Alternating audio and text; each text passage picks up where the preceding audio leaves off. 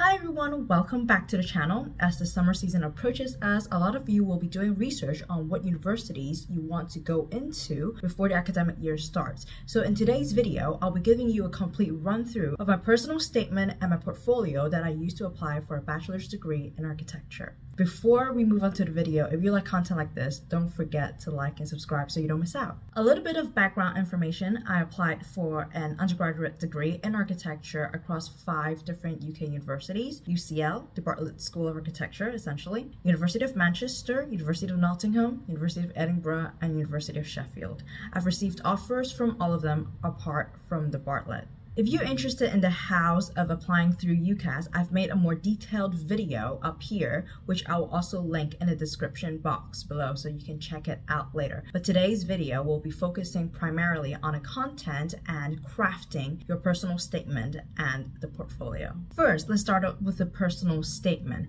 If you're applying through UCAS, there's a word limit for your UCAS personal statement. The limit is usually 4,000 characters or 47 lines long, so word limit is around 550 to 1,000 depending on the words you use, and the length of it is usually one side of a typed A4 paper. Moving on to the tips and tricks on writing a good personal statement, I've summarized it into 10 solid points. Number 1, you want to start with a strong introduction. Start with a line that captivates the reader's attention. You can start with a quote, with an anecdote, a story that tells the reader why you're passionate about architecture. Number 2, demonstrate your passion. Use your personal statement to convey your enthusiasm for architecture. Explain why you got into architecture, what inspires you about it, and how your interests have developed over time. Number 3, highlight relevant experiences. Discuss any relevant experiences you've had that have influenced your decision to pursue architecture.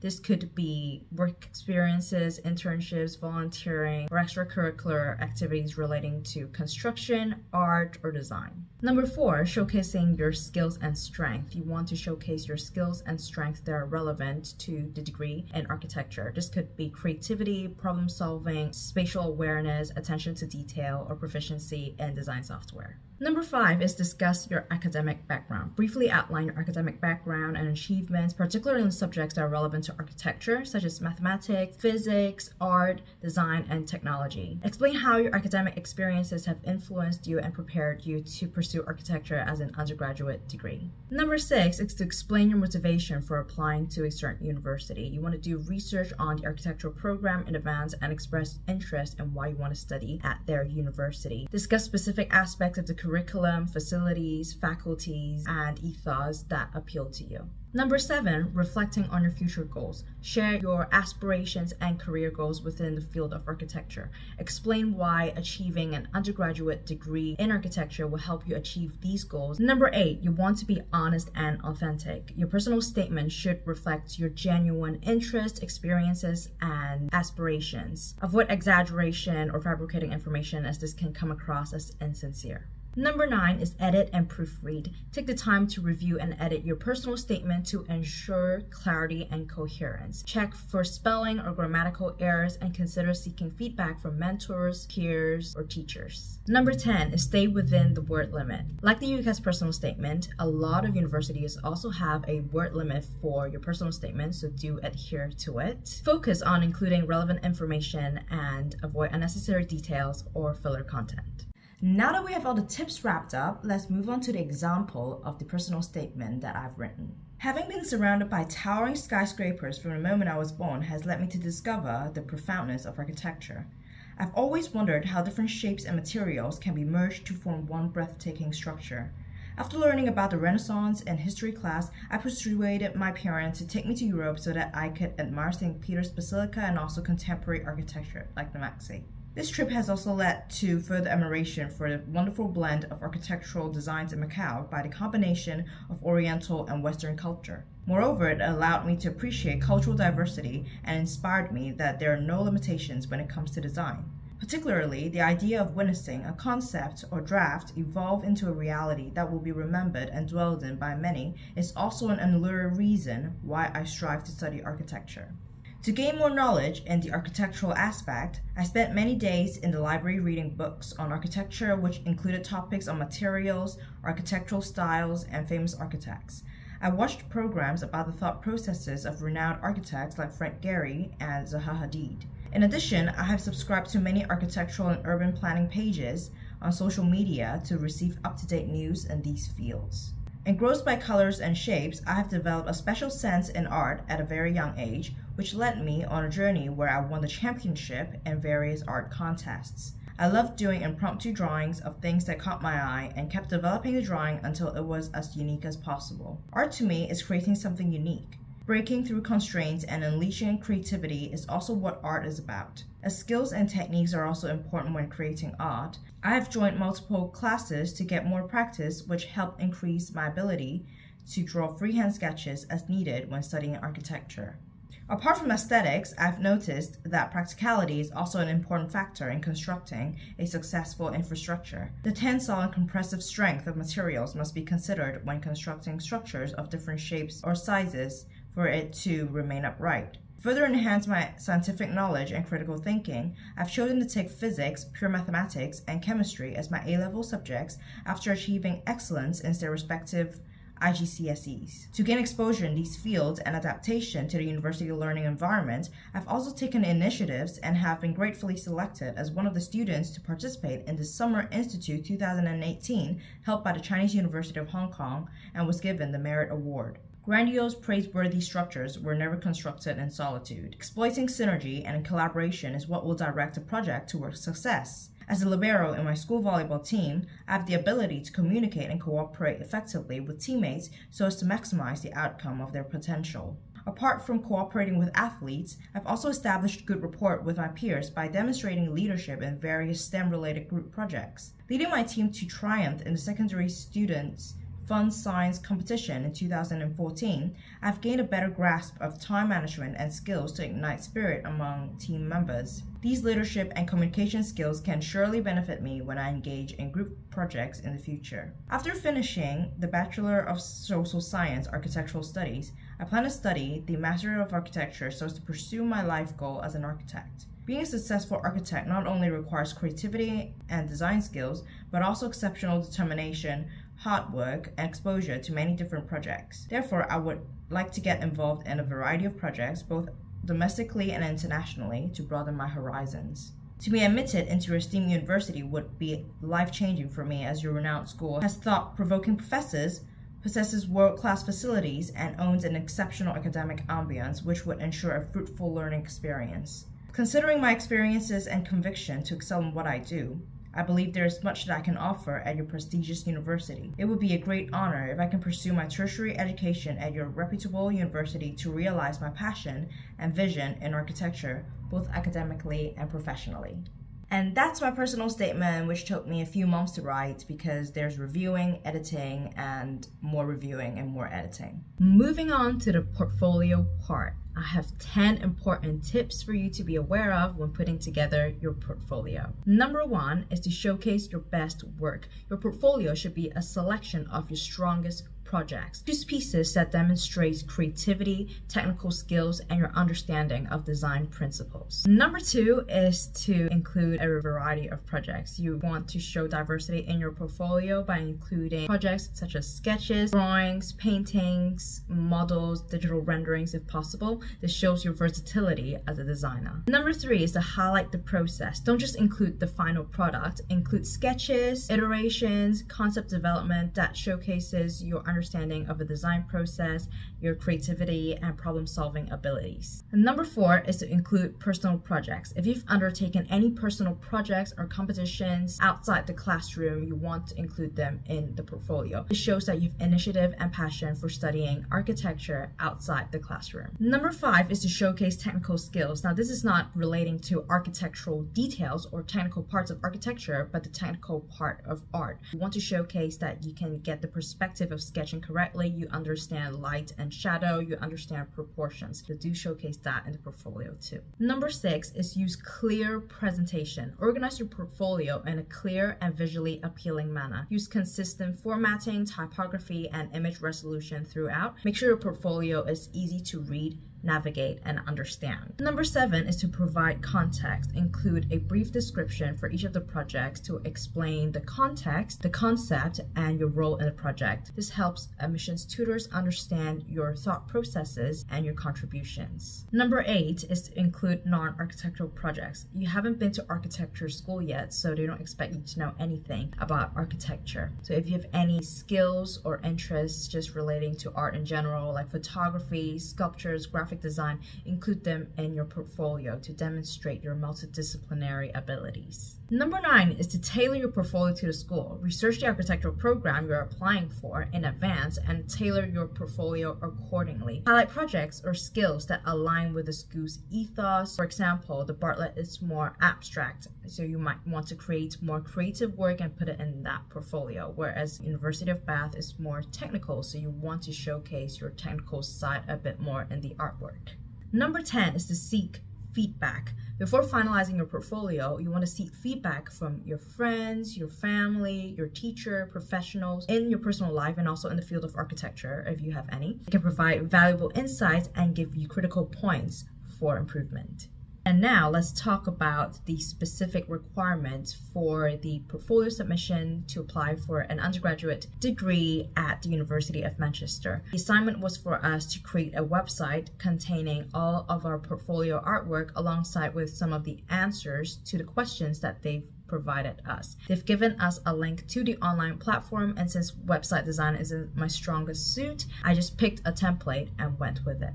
First comes the 4 questions, and the main messages that you want to bring across with these questions are that you have done your research, so you are a prepared individual and you have a passion for architecture. Question number 1, a statement discussing why I want to study architecture at MSA. The Manchester School of Architecture has long been famous for its top rank in architecture and its lecturers who provide an inspiring environment for students. Studying architecture in the collaboration between the University of Manchester and Manchester Metropolitan University will surely offer me with more resources to express my creativity more freely and in a bolder manner. The blend of Victorian and modern architectural styles, and Manchester also provides the perfect stimulation to nurture professional architects. Moreover, being able to join the Manchester Student Society of Architecture to build relationships with architects and attend talks to expand my horizon can also help shape my way to becoming a successful architect in the future. With high standards for teaching and world-class facilities, the Manchester School of Architecture is no doubt the university I want to pursue my tertiary education in. Question number 2, a statement about my favorite architect or building. I think an architect is truly great when their structures can speak to people. When looking at Frank Gehry's masterpieces, it seems as if his buildings are trying to tell a story. His style of deconstructivism may not be approved by many, but it is particularly because of this bold and daring idea that has caused his buildings to be so distinctive. His style of curves and sharp angles seem to defy gravity, and yet because of his passion for architecture, he strives to make his designs work. His use of dramatic shapes and colors also gives life to originally dull structures. Frank Gehry's vision and passion in architecture will forever be an inspiration to me. Question number 3, a work of architecture which I would like to experience in person. While curvy architecture represents fluidity, spires and pinnacles show discreteness. The curiosity to witness the drastic differences between the two styles makes me want to visit the Milan Cathedral, as it is renowned for its intricate carvings and for being the largest Gothic cathedral in the world. The collection of stained glass radiates off hope when contrasted with a cool monochromatic exterior. Its interesting mixture of Gothic designs and Renaissance style enables it to act as a symbol of Italy, home of the arts. Question number 4, my own review of a recent exhibition or building that I've visited. I've recently visited the Morpheus Hotel in Macau. The juxtaposition of the giant exoskeleton and the smooth glass walls brings out a new architectural style. The curves of the walls seem to symbolize how Macau has been a flexible city and can adapt to vast changes. The atrium of the Morpheus is extremely high, generating a sense of spaciousness. The voids on the walls act as windows and maximizes light yield while maintaining the mysteriousness of the structure's interior designs. The hotel's restaurants and bars are located on bridges between voids of the structure, giving guests the most creative and unique experience to dine. Next comes the portfolio. My goal when putting together the portfolio was to show that I have a diverse range of creative and technical skills across different media. Therefore, I've included a mixture of technical sketches and abstract artwork too. There are 11 pieces in total. For each piece, I've included a title, the dimensions of the work if available, and a brief introduction of the piece. The first piece is called Dream. It is an oil painting piece on a mid-sized oil canvas. Dreams never come easy. In this oil painting, I drew a ballerina performing on a stage, and her moves were as elegant as a swan. She had put a lot of effort into practice in order to succeed. I constantly used this painting to remind myself that in order to fulfill my dreams,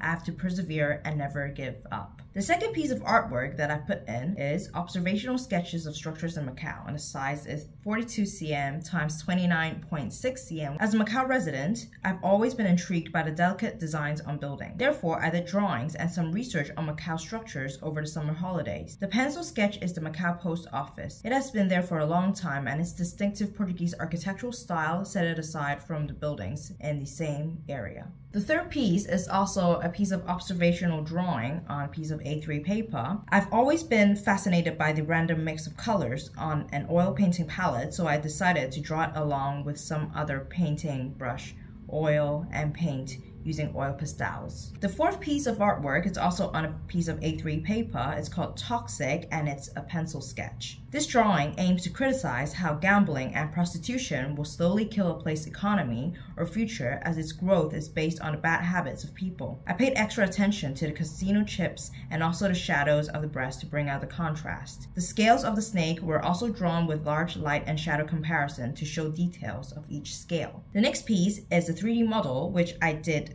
approximately at a scale of 1:400, which is not an architectural scale. As a regular hexagon is my favorite shape, and many things in nature also take up the shape of hexagons, I've decided to construct a hexagonal building. As a chemistry student, I was also inspired by the shape of the benzene ring. Therefore, I've decided to imitate the benzene ring and cut a hexagon in the middle of each hexagon so as to let light to get to every floor of the building. To be environmentally friendly, I've also carved large windows to maximize light yield. The next piece is a piece of sand art. I haven't given it a specific title, but it's around A5 sized. This artwork gave me a really interesting experience as it was made by sand. Metal ribbons were stuck onto a piece of wood according to the lines from the sketch to act as a border for different colored sections. The process was troublesome but also amazing. Sand was then added using a small spatula to avoid spilling it into other sections. I drew a woman from a Chinese opera scene, as I have learned to appreciate the Chinese opera culture after living with my grandma for some time. Extra care was given to the ornaments attached to her hair to provide details and vibrant colors. Moving on to the next piece is some line sketching, and the title is Lines. It's done on 2 pieces of A3 paper. In these 2 pieces of artwork, I used straight lines only to portray the uprightness of skyscrapers and curved lines to imitate the flow of water over obstacles. I applied watercolors for the obstacles and blew it with a straw for the uniqueness of the irregularity. As for the skyscrapers, I used straight lines pointing in different directions to create a pattern that will make the building special. Another 3D model for the next piece, which is called Supervision. This 3D model was inspired by the news that Facebook had leaked our information online, putting our actions and confidential data in the public eye. It felt like we were being supervised by a greater force 24 hours a day. Privacy is not achieved. In this model, the head of Medusa is shown, indicating that she can look at us and monitor what we do, but we can never do what she did to us, as we will be turned to stone, which means she's a greater force which cannot be harmed. The base was made from pieces of wood. Shattered shards of mirror were adhered onto the base to create a reflection. This art piece also aims to interact with the viewers as they can see their actions upon the reflection of the mirror, showing that they are being watched. Moving on to the next piece, which is a blend of sticking, painting, and tearing things apart. It is called Sorrow, and the dimensions are 52.5 centimeters by 37.7 centimeters. This art piece is really dear to me as I expressed my emotions into it when I was devastated about the death of a relative. Newspapers were torn and stuck piece by piece onto a canvas to represent how broken I was. Newspaper was used to indicate how the fun-filled social media could no longer entertain me at that time. I used warm colors as the background to show that no matter how happy the world was, I felt shattered inside. I was gray and dull. I was broken and overwhelmed by sadness at the loss of a loved one. Next piece is an acrylic piece called Macau in acrylic, and the dimensions are 52.5 centimeters by 37.7 centimeters. This drawing aims to express Macau using primary colors and a few of Macau's famous structures as icons. I wanted to show Macau as this vibrant, radiant city which provides opportunities to all people. I chose yellow for the middle as it is the brightest color of the 3, which resonates with my idea for this piece of artwork. The approach towards this piece of artwork was a little abstract, but that worked well with the use of a palette knife. The reflection of the sunset on the sea was beautiful and the sky was captivating as well. And now, the last and final piece for this portfolio is Audrey in Macau, and it is a piece done with markers and fine liners. I drew this when I was a Form 2 student. I remember being obsessed with Audrey Hepburn as she had become the epitome of fashion and beauty some time ago. Adopting the style from pop art, I combined her into my Macau-themed artwork as her fashion style also influenced Macau in some way. I conducted this drawing with markers and black pen. As I wanted to try different techniques, I drew Audrey using dots, except for her hair. And this is it. This is the portfolio and the personal statement that I used to apply for an undergraduate degree in architecture across the UK universities. This is actually a summary video of the portfolio and the personal statement. I have made more detailed videos talking about both in the past, and you can find links to these videos in the description box below. As always, if you like content like this, don't forget to like and subscribe so you don't miss out. If you're interested in the accommodation at the University of Manchester and also in the daily life of an architectural student at the university, I have a detailed video talking about the accommodation and a whole playlist of vlogs as an architectural student in the end card, which is coming up in a few seconds. So don't forget to check it out. Thank you so much for watching, and I'll see you next time.